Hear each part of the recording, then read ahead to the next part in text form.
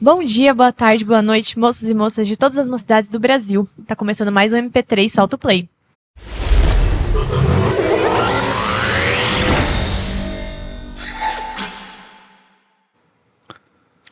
E aí, pessoal, começando aqui mais um episódio. Hoje eu tô aqui com o Justino, dá um alô aí. E aí, galera, tudo bem? Uma boa noite, um bom dia, uma boa tarde. Falei tudo fora de ordem, mas é isso. Primeira vez que eu gravo com o Justino, já começou caótico.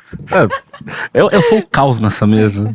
Por isso que eu Brincadeira. fiquei na geladeira tanto tempo. Brincadeira, gente. É um prazer ter o meu amigo Justino aqui. Prazer estar aqui, Gi. Gente, o nosso tema de hoje é missões urbanas.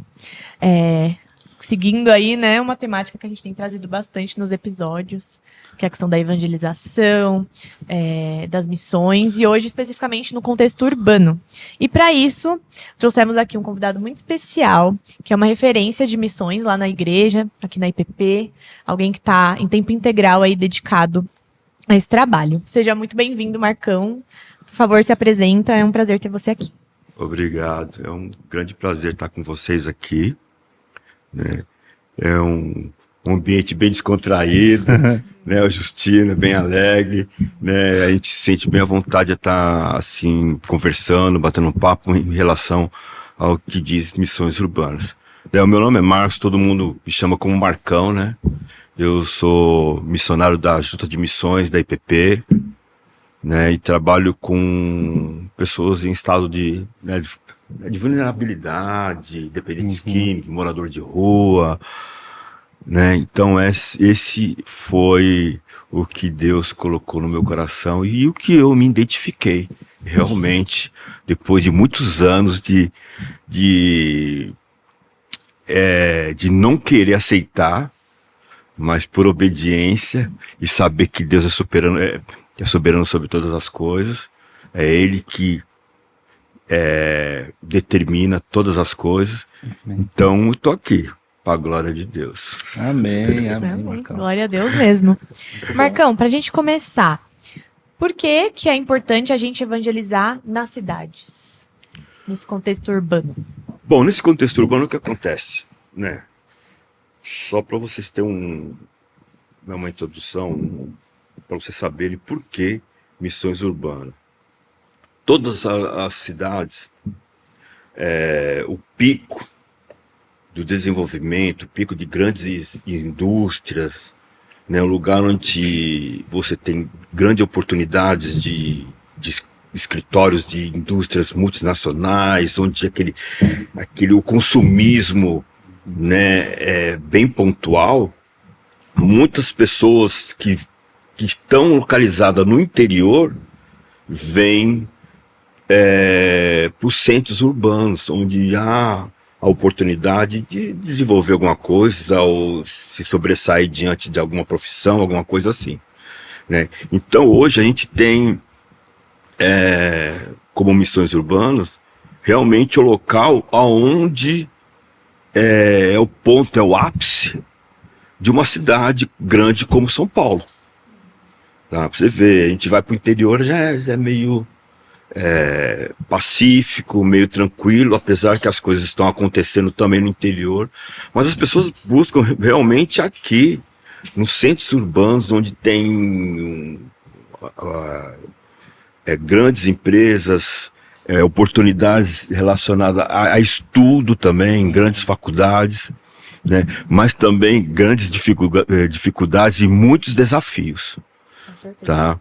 Então foi aí que eu comecei a me identificar, não levando para a parte do, como que eu posso falar para você, específica, que a missão tem que ser especificamente nos centros urbanos, né? É pelo fato de onde gira muita coisa, muitas pessoas de outros países, de outras cidades, muitas culturas diferentes se envolvendo com São Paulo, com o Brasil aqui. São Paulo, a grande cidade do Brasil. Então é uma coisa muito pontual mesmo, tá? Não que o caso seja diretamente ao centro urbano, porque a evangelização a própria palavra diz, né? Ir de pregar o evangelho a toda criatura, a todas as nações, todas as etnias, todas, né? Mas realmente São Paulo é um ponto muito específico em relação à evangelização urbana. E Marcão, assim, nesse contexto que você trouxe das grandes características do centro urbano, né? Como que é o evangelismo, esse processo de evangelização no centro urbano? Como é que ele acontece? Olha, a gente procura uma estimativa, algumas informações em relação ao Estado, né? E o que acontece dentro desse sistema urbano, que é a concentração de muita gente, sabe? Eu ia pegar uma estimativa num site, aí até esqueci de pegar, mas hoje a gente tem mais de 15 mil pessoas em estado de vulnerabilidade, estado de drogadição, só que no epicentro de São Paulo. É muita gente. E são pessoas que realmente não são visíveis à sociedade. Né? Apesar que a droga, a bebida, lista ou não lista, ela tá em toda a sociedade. Na sociedade no nível baixo, médio, alto.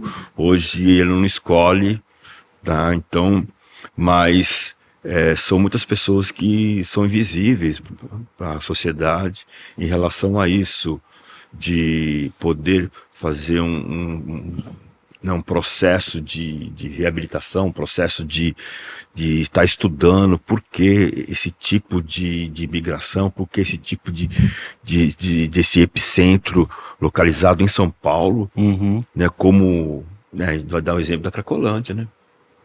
Um lugar onde era fechado, que era quase 1.000 pessoas por dia, mais de 1.000 pessoas por dia, usando crack, usando droga, né? E fora as outras pessoas que a gente conhece que não submete a ficar no estado de vulnerabilidade, porque já tem uma posição social, mas não deixa de ser um usuário de uma bebida e de uma droga. Tá? Então, São Paulo está sendo castigado, não sei se seria a palavra certa, em respeito a essa situação. Eu tive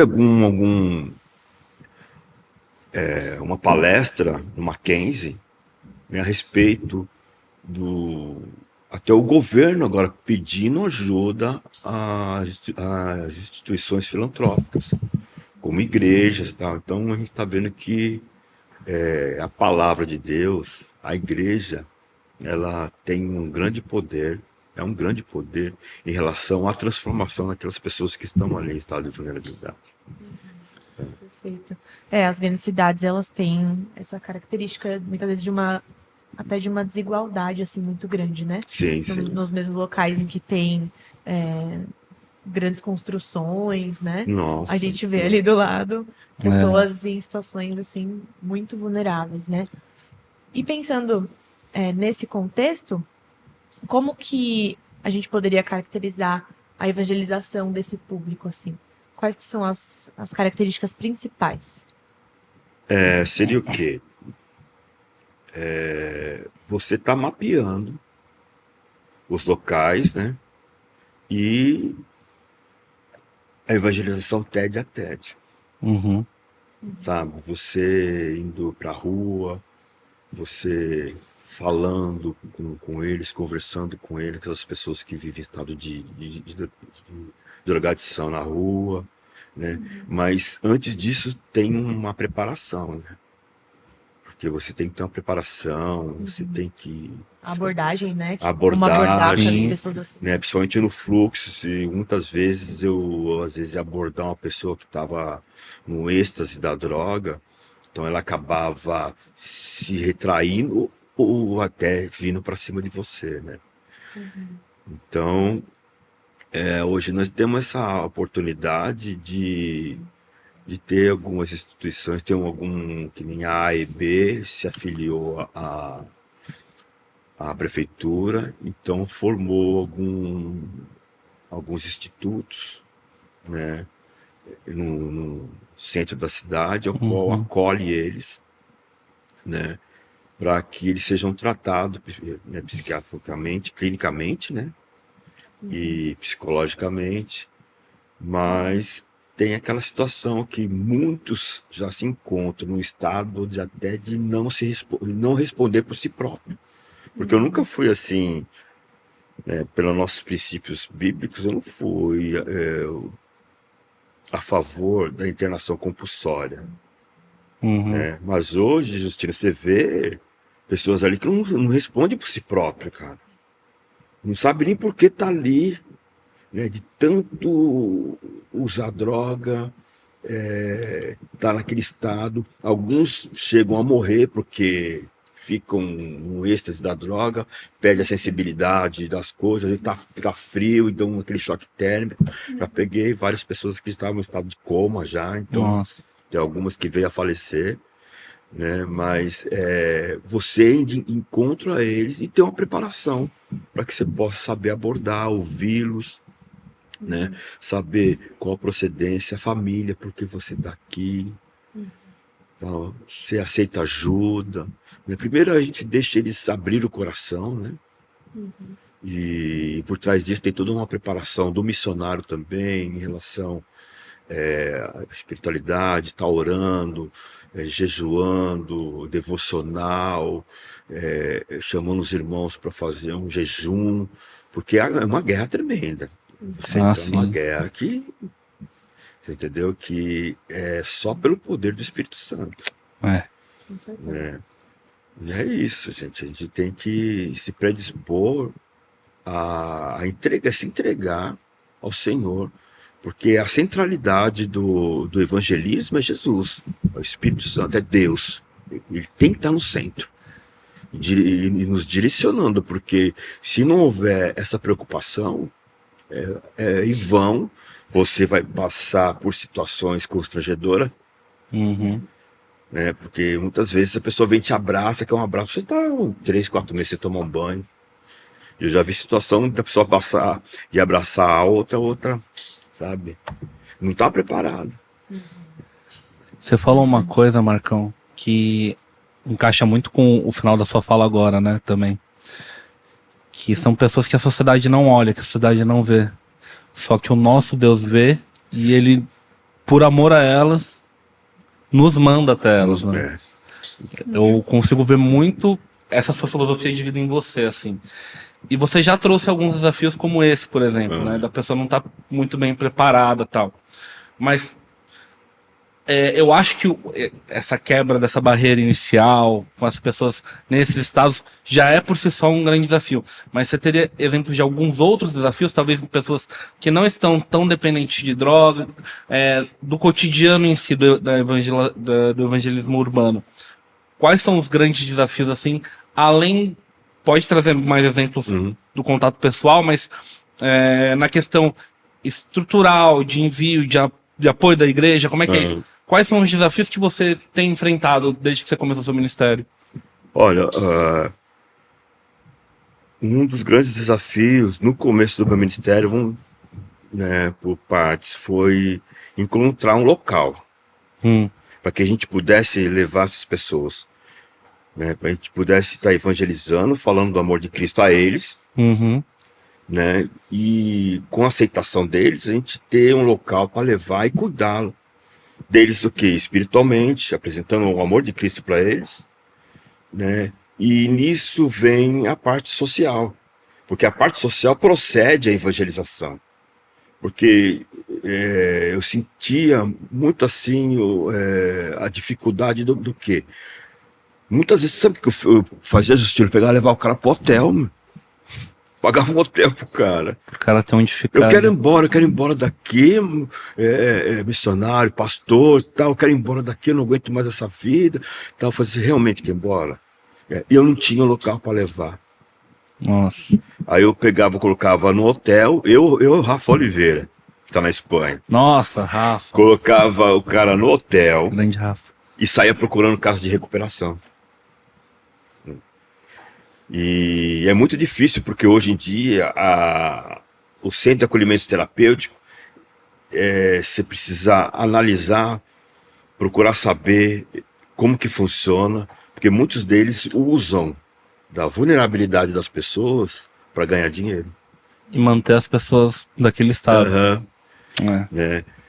Teve várias situações que eu chegava no centro de acolhimento, o cara já via com uma maquininha de cartão. Olha, pastor, você precisa colocar, dá 3 meses adiantado, né? E depois a parcela é tanto. Nossa. Aí, diante dessas situações aí, eu fui pedindo uma direção para Deus. Falei, puxa vida, Deus, esse é meu chamado, né? Como que eu vou tirar essas pessoas, né, daqui? Aí, orando, Deus me deu uma direção, junto com a Junta de Missões, me apoiando muito, a Igreja Presbiteriana de Pinheiros, com a Junta de Missões, me apoiaram bastante no começo, até hoje, né? E começamos a procurar algumas instituições, alguns centros de acolhimento. Eu conheci o pastor Wagner Zanelato, que é presidente do Desafio Jovem aqui no Brasil, Legal. né? Começou a me dar algumas informações, né? Então aí começamos a fazer as parcerias com a IPP. Muito bom. Né? Então essas parcerias, Justino, minha irmã nossa, nos ajuda bastante, né? São parcerias que nós analisamos o trabalho dele, são confessionais, tem até umas que são pentecostais, só que você vê que a prioridade deles é a pregação da palavra, é a exposição da palavra. Não é uma doutrinação ou uma coisa. Não. É Você uma coisa entendeu? mais centrada pro evangelho. Mais centrada para o evangelho. Isso é importante, né? Tem irmãos aí de outras confissões que eles são tão sérios quanto a gente. E o cristianismo sério, verdadeiro e honesto, ele precisa desse espaço no Brasil. E a gente precisa andar junto mesmo. Nossa, muito bom isso. Você entendeu? Então, hoje a gente tem... São 3, são 4. Uma não está formalizada no papel ainda, mas a gente está trabalhando com ela já faz 3 anos, que é o Centro de Acolhimento para Mulheres. Né? Que aqui em São Paulo é bem difícil. E agora, infelizmente, está tendo uma demanda muito grande em relação a mulheres no estado de drogadição aí na rua. Né? Então, muitas procuram, né, através da gente, através da Missão Sena, né, procuram um lugar para ir embora, sair desse estado, dessa situação aí. E aqui em São Paulo é bem difícil. Então, nós encontramos uma do Desafio Jovem, que foi através do pastor Wagner Zanelato, que nos direcionou para lá. E a gente tem o contato com eles e eles abriram um espaço para a gente, Marcos. O que aparecer de situações aí, já faz a documentação, já manda para cá, não tem problema. Sem se importar se tem vaga ou não. Passos de fé também. Exatamente. Então, pelo que você está trazendo, o senhor diria que é difícil a gente fazer a evangelização desse público sem ter um braço social, que é exatamente essa parte social que proporcionaria a possibilidade de conseguir evangelizar? Sim. É isso? Sim, porque, olha, a princípio a gente não sabe quem são os escolhidos. Sim. Né? Então a gente tem que pregar o evangelho. Né? E falando do amor de Cristo, pregando o evangelho, o que acontece? Jesus manda pra gente aqueles escolhidos. E aí, como é que a gente fica?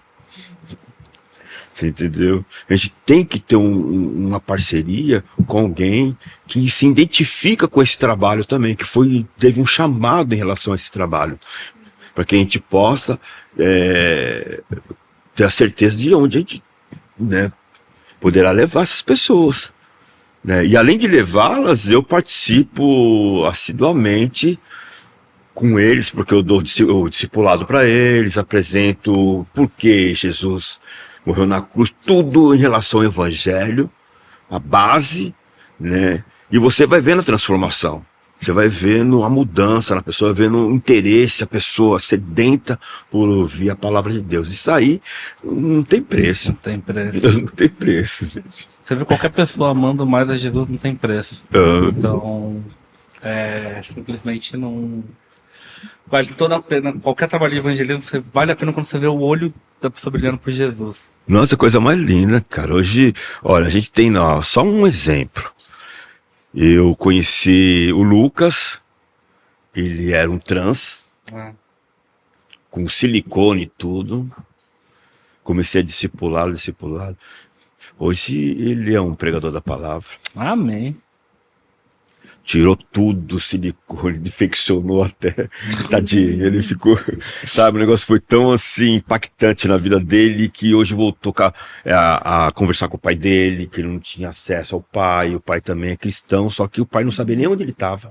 Nossa. Né? Se envolveu com tráfico internacional.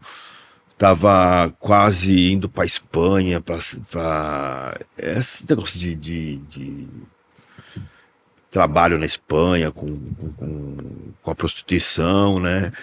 Então hoje eu vou trazer ele um dia aqui para ele dar um testemunho, vai ser coisa mais linda. Graças a Deus. Aí hoje ele está há 1 ano, está fazendo terminando o 2º semestre de assistente social, está estudando. Né? E tem vários outros aí que a gente vai fazer um dossiê daquelas pessoas que realmente, né, foram trazidas por Jesus, foram mudadas pelo Evangelho, né, do arrependimento, ali se arrependeram, e os frutos, né, são os frutos. Com certeza.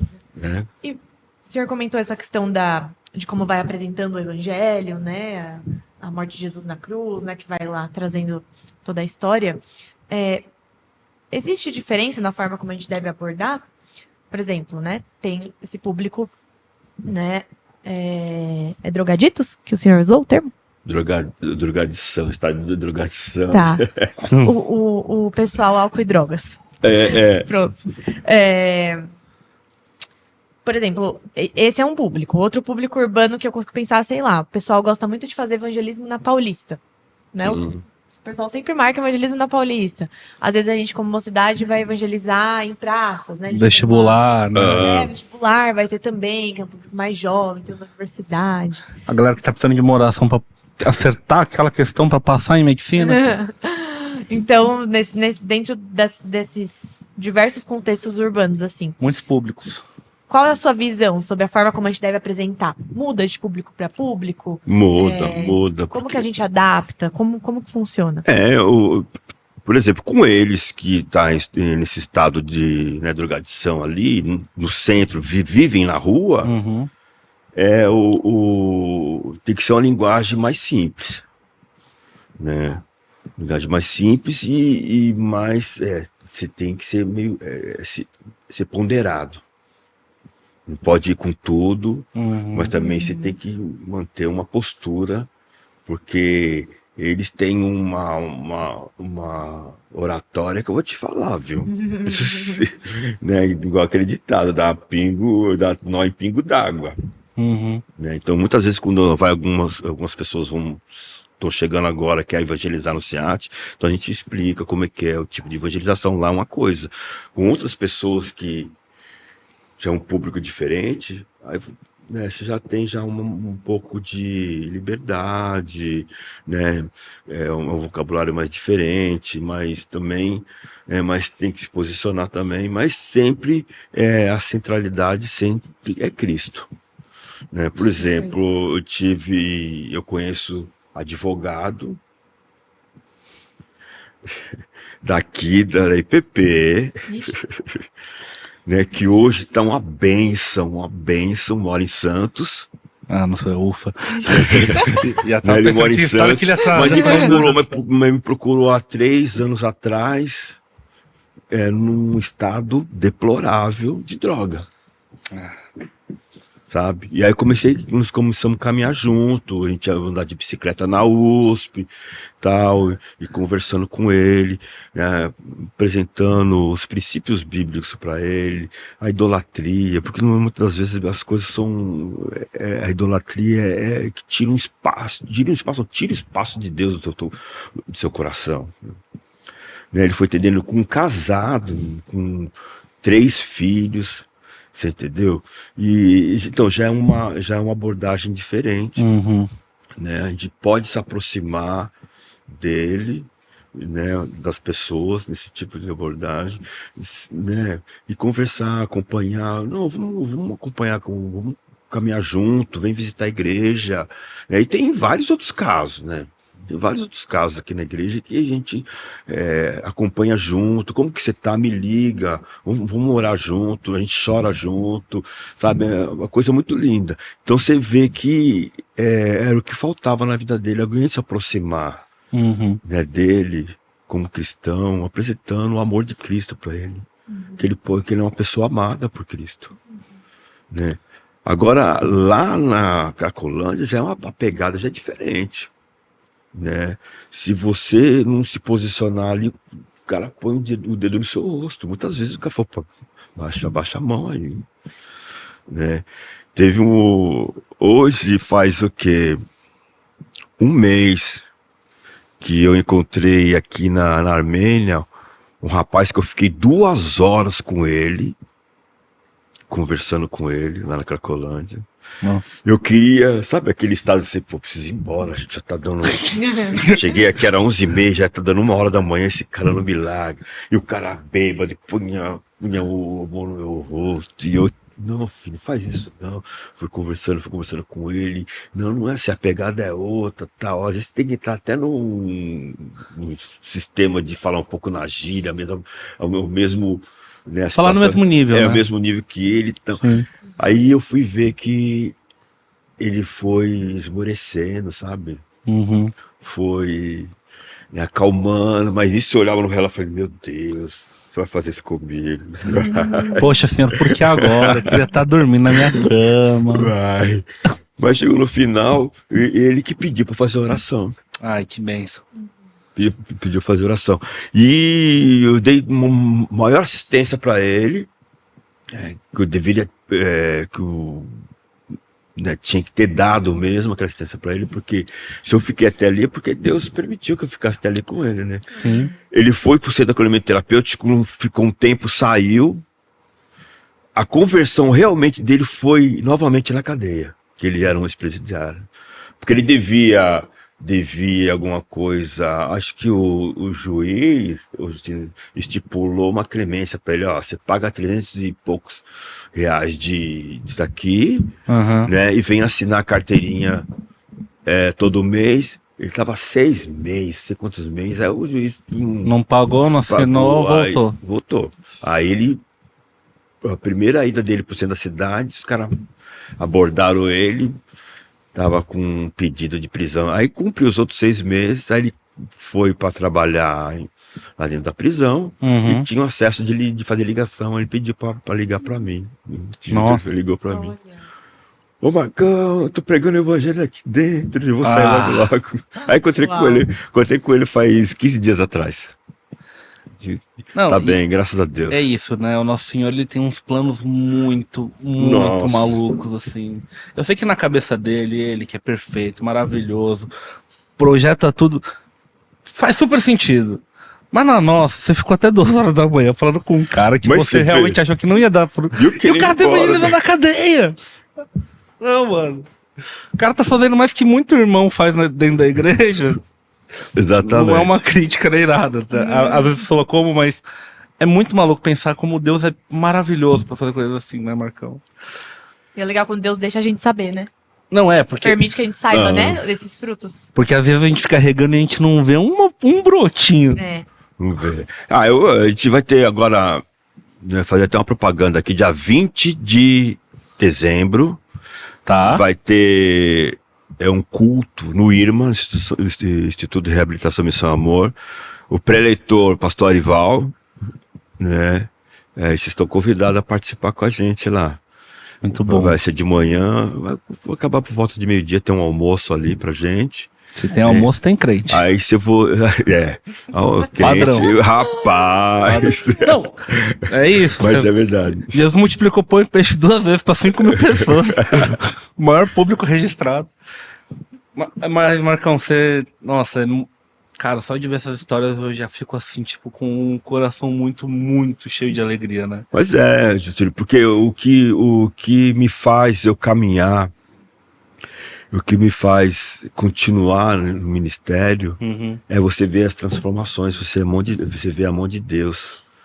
Porque até certo tempo atrás eu não... Sabe, eu relutei muito. Né? Eu fiquei 2 anos num centro de acolhimento terapêutico. Nossa. Né? Depois que eu saí, já posso dar continuidade no testemunho, né?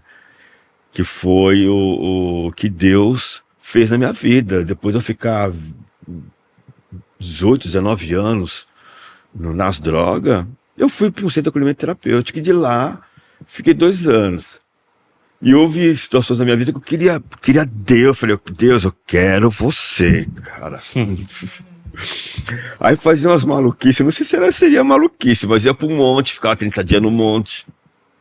Só descia para tomar água, tomar um banho, subia para um monte, porque tinha um monte lá na casa de recuperação. Aí ficava lá na tendinha, lá, ali na Bíblia, orando. Orando no monte. Falei, eu quero Deus. O Senhor me trouxe para cá, eu quero sentir muito a tua presença na minha vida. Ah, mas... Né? Mas eu relutei muito, mesmo quando saí do centro de acolhimento terapêutico, eu relutei muito, porque eu pensava, poxa, Senhor, eu saí, o Senhor me tirou daqui, da Cracolândia. Pra me botar de volta. Mas eu tô aqui de volta? Que pegada é essa? Devem ser poucos os gatilhos. Você entendeu? Aí, pra mim entender isso, durou, viu? Ah, mas eu brinco que nosso Deus é maluco. Lógico que ele não é, nós é que somos, mas é isso, ele pega os improváveis para fazer coisas improváveis do jeito dele. E isso é bom porque nos humilha. É. Eu amo isso. Nossa, cara, demais. E Marcão, eu imagino que esse contexto de evangelização urbana, seja um contexto muito peculiar, assim. Qual que é a grande, assim, o que você nota, assim, que ele é tão diferente das outras formas de evangelização, das outras, não formas, mas dos outros tipos de evangelismo? Eu posso citar o quê? Eu posso citar o quê? Que tem um chamado. Tá. Né? E, como eu disse, todos nós cristãos somos missionários. Mas Deus deu uma situação, um dom para cada um. Uhum. Então nesse contexto de missão urbana, eu vi muitos irmãos não saindo do resgate, mas Deus dando a direção para outra situação, ao qual ali despertou vocacionado nele. Que legal. Foi bacana, cara. Pô, você vê irmão saindo ali do resgate, né? Um foi o Rafael Oliveira, hoje é pastor. Uhum. Hoje tem mais 4 rapazes que eu direcionei eles, né? Eu comecei a conversar com eles, que são doutrina e fizeram prova pro JMC. Ah, incrível. Um já passou. Então, são coisas que não é um projeto resgate em específico, não é missão urbana especificamente. Dali vai despertar o vocacionado, porque tem várias um leque muito grande.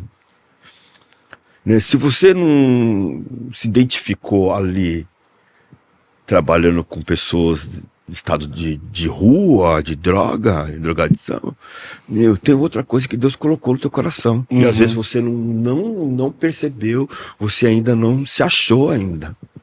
Né? Então ali no resgate, geralmente eu vejo essas pessoas me pedindo alguma orientação.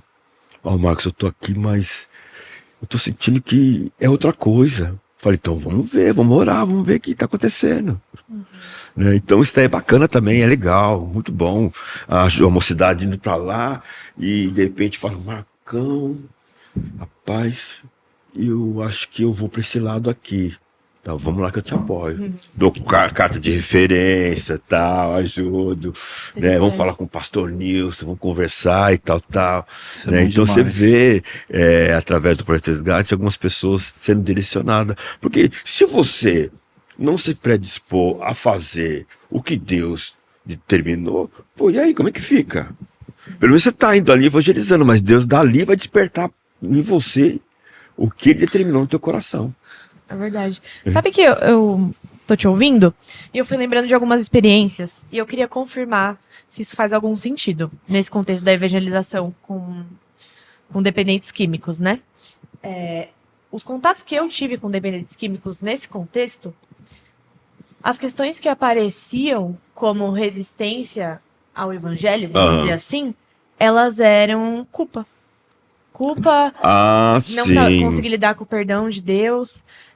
Porque geralmente pessoas nesse contexto, elas estão provavelmente com uma autoimagem muito prejudicada, né? Pessoas vivendo muitas negligências, assim, Sim, né? sim. Física, relacional, né? Isoladas, né? Marginalizadas em todos os sentidos. Então me parece um público que quando você vai evangelizar, eles têm dificuldade de se enxergar como alguém que pode receber aquilo que Deus tem pra dar, assim, né? Sim. Indigno, que assim, acham indignos, muito distantes, que Deus não tem como chegar, porque eles já estão muito longe. Que é diferente, por exemplo, de você evangelizar um ateu, de você evangelizar um agnóstico, que é alguém que você vai ter que convencer, uma coisa mais intelectual. Né? É isso mesmo? É isso, porque observa isso, assim? Muitos deles ali já passaram por uma igreja evangélica. Tiveram algumas decepções dentro da igreja, no ministério. Uma vez eu peguei uma família no pátio do colégio aqui na Sé. Era o marido, a esposa, ele era diácono, e as crianças, 2 crianças, morando na rua. Nossa. Eu falei, mas por que vocês estão aqui? Nós tivemos uma grande decepção em relação ao ministério, depois não conseguimos nos achar. Apesar que eles nunca acham que são culpados. Eles sempre procuram alguém Alguma coisa pra culpar, né? para assumir essa culpa. Tá. A culpa é minha, eu coloco quem eu quiser. E a maioria das vezes, não. A maioria das vezes, né, o culpado são as escolhas. São eles que escolheram. É uma das coisas que eu tenho em mim, que todas as vezes que eu me senti assim, desamparado, ou fiz alguma coisa não, eu procurava um culpado. Mas depois eu descobri que o culpado era eu, em relação às minhas escolhas. Né? Porque você entende que quem teve livre-arbítrio foi Adão e Eva. Nós temos livre agência, nós agenciamos as nossas escolhas. Então a gente sofre muitas vezes por causa das nossas escolhas. Aí, mas e Deus nessa... Deus ele permite. Porque em Deus não há trevas. Em Deus há amor, há justiça. Há compaixão. Cara, agora ele permite que você se tropece nos seus próprios erros, nas suas escolhas. Aí vem, não, porque Deus não devia fazer isso comigo, Deus não... Eu falei, para com isso. Então, geralmente, a desculpa deles são essas daí. Então, a gente encontra muito nesse meio aí, minha irmã, olha, 70%, 80% de pessoas que já passaram pela igreja evangélica. Né? Ou, às vezes, falam que foi um problema de ministério, ou, às vezes, não se identificaram com a igreja, mas se identificou com a igreja, e aí? É motivo de você estar aqui. E conhece a palavra, mas você não vive a palavra. Tem pessoas que falam, chegam em mim e falam de versículos de Gênesis e Apocalipse. E tal, e quer levantar a mão e falar, mas eu conheço pouco. Mas o pouco que eu conheço me transformou a minha vida. Entendeu? É uma situação, sabe, você tem que ter se ponderar muito e tem que ter um equilíbrio, porque eles geralmente o culpado nunca são eles.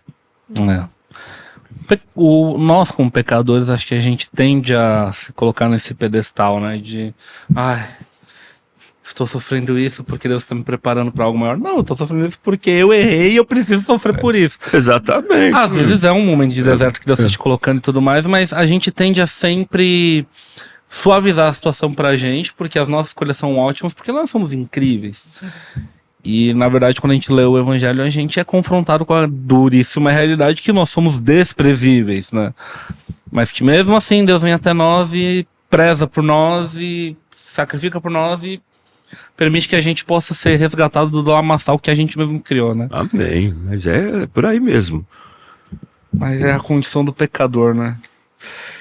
Com certeza. Acho que você vê muitas vezes o pior, né? O pior momento das pessoas, a pior situação na qual elas estão, e aí só depois, em outras fases, que vai acompanhando uma possível melhora, né? Exatamente, porque eles vão reconhecendo que o erro partiu deles. Né? Partiu deles, não você colocar não, eu errei porque minha mãe fez isso. Eu errei porque eu briguei com o pastor. Né? Então eles arrumam várias situações que não são relacionadas a eles, mas no outro. Não, por causa do outro ali, da outra pessoa que eu fiz isso. Falei, cara... E na hora de evangelizar, assim, Marcão, uma pergunta um pouco mais prática. Como que você apresenta essa realidade espiritual para ele de não, você é responsável pela situação que você está vivendo e há graça sendo aplicada na sua vida e existe uma esperança para você. Bela pergunta, Justiça. E de uma forma que assim, você não...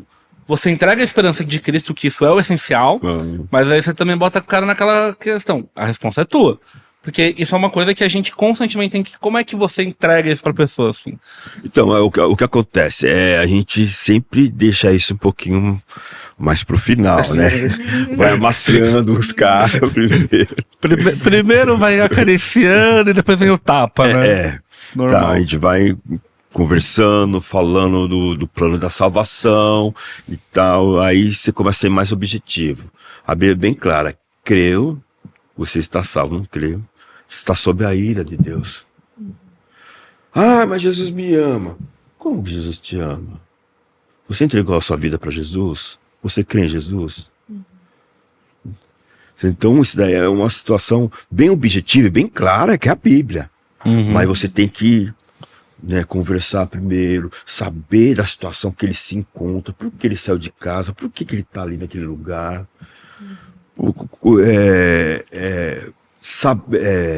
Fala de uma maneira que ele entenda que as escolhas foram ele. Perfeito. Que escolheu, lógico, né? Que levou a ele a essa situação. Então é bem assim, meticuloso, bem.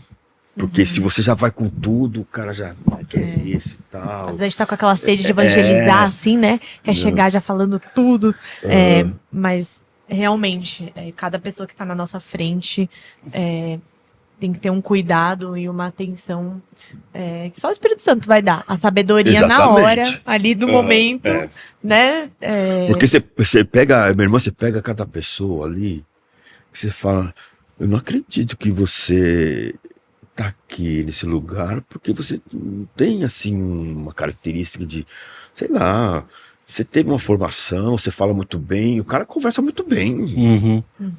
O cara tem uma oratória que eu vou te falar, né? Eu falo para as meninas que vão lá evangelizar, cuidado, e sempre tem um varão, né?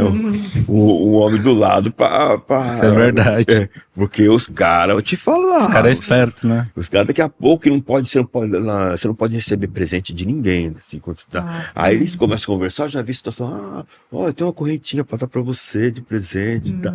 Aí eu chegar perto, tô dando uma correntinha de presente, não pode, sabe que não pode, tá? Mas eles têm uma lata, um jeito, né? Um chaveco. Um chaveco, menino.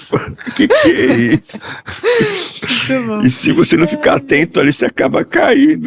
Eu tô tratando de um cara, né, que ele é de Alphaville. Se você vê o cara falando, eu falei pra ele, meu irmão, Deus te usando, você, na sabedoria de Deus, do Evangelho, cara, seria uma bênção, né? Seria uma bênção. É um talento, entre aspas, desperdiçado, né, nesse sentido. Sim. Fala lá na palavra, né, que a gente pode ser instrumento de justiça ou de injustiça, né? Então, de que os nossos dons às vezes podem ser, Sim, né? Isso usados. mostra como o dom, assim, a obra em si, sem o alinhamento espiritual que a Bíblia demanda de nós, ela não serve para muita coisa. Não. E quando muito, causa muito estrago, né? Então, assim, é a grande prova, eu acho, assim, você vê pessoas em uma situação totalmente afastada de Cristo, usando seus dons à torta e direito, e tornando o mundo cada vez menos santo, menos salvo, menos pior, né? Então, Verdade. isso é muito nítido, assim. E pra gente ir partindo pro final, Marcão. O quê? Não acredito. Aqui o tempo é curto, Marcão. Aqui o tempo é curto. Aqui a gente não vai ficar te segurando até 2 horas da manhã. Sério, daí. Porque nós não somos o seu público, o seu campo missionário, Marcão. Marcão, no começo você comentou sobre a questão de um dos grandes desafios ser a ter um local, ter parceria, né, ter apoio para poder conduzir esses processos de evangelismo. Hoje em dia, como que tá o cenário da igreja nesse sentido? Né? Não somente a nossa, né, a IPP, mas no geral, né, no Brasil, sei lá, ou em São Paulo. O quanto que a igreja tem investido em missões urbanas? Olha, eu primeiro vou falar da IPP, tá? A IPP tem me dado um grande respaldo, louvado seja Deus por isso. Junta de missões, os líderes, né? O nosso presidente, pastor Arival. Eu louvo a Deus pela mocidade, mocidade comparecendo bem, presente nos evangelismos. Muito bom. Não todas as quinta-feiras, porque tem as atividades da mocidade também. Eu vou cobrar eles lá, pode deixar, Marcão. Faculdade e tal. Cobra, porque eu não cobro mais, não. Mas, bacana, a mocidade. Todos os ministérios estão dando apoio. Isso é muito bom. Dão apoio. Tá? Ou financeiramente, a igreja dá apoio financeiramente, a junta diaconal sempre presente, o Ministério dos Homens, enfim. Né? Eu louvo a Deus pela a grande igreja missionária que nós somos aqui na IPP. Tá?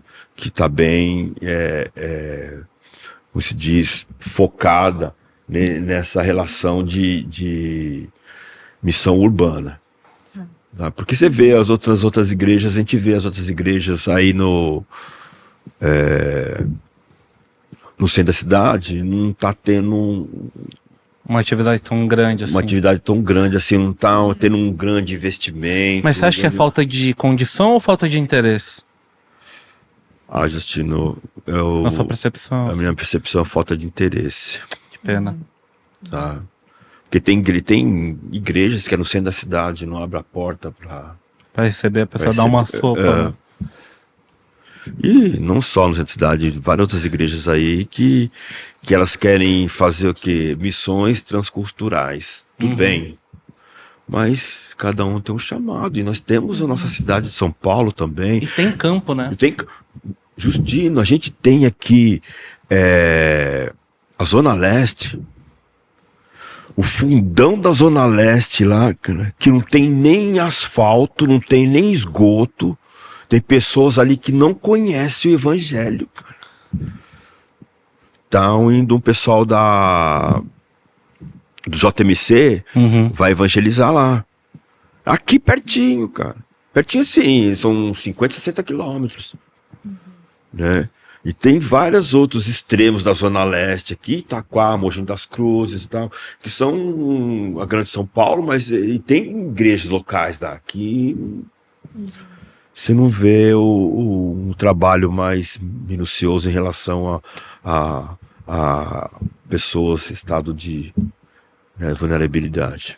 Tem muito campo aí pra gente. Tem muito campo, né? Pra gente aí. Oremos por trabalhadores. Oremos. Missionários urbanos. Inclusive, se você não consegue participar evangelizando, por favor, ore pelo projeto. Essa é uma forma muito grande de você contribuir com o reino também, oração.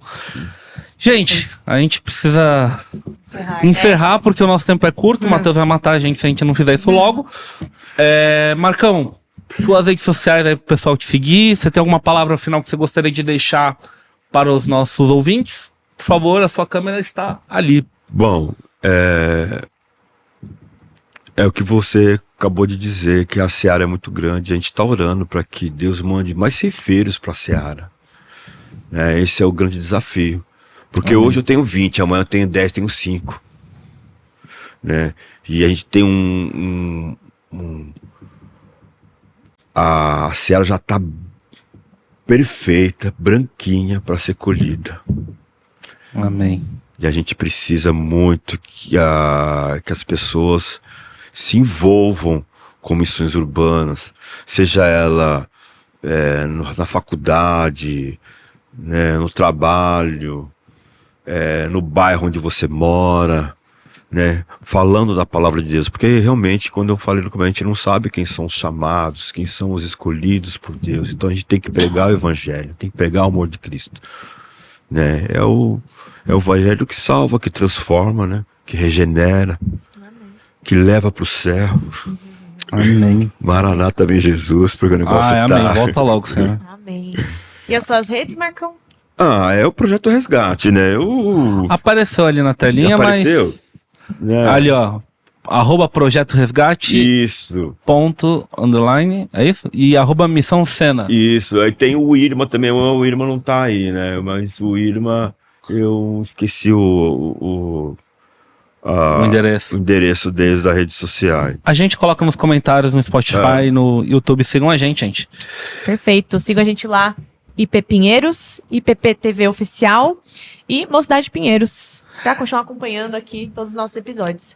Maravilha. Marcão, muito obrigada, viu, pela sua presença. Foi um prazer, Marcão. Foi muito bom. Eu Deus continue abençoando a sua vida. Eu fico muito contente de estar com vocês, gente. É recíproco. É muito recíproco, Marcão. Vamos dar um tchauzinho lá pra câmera? Tchau, pessoal. Até a próxima.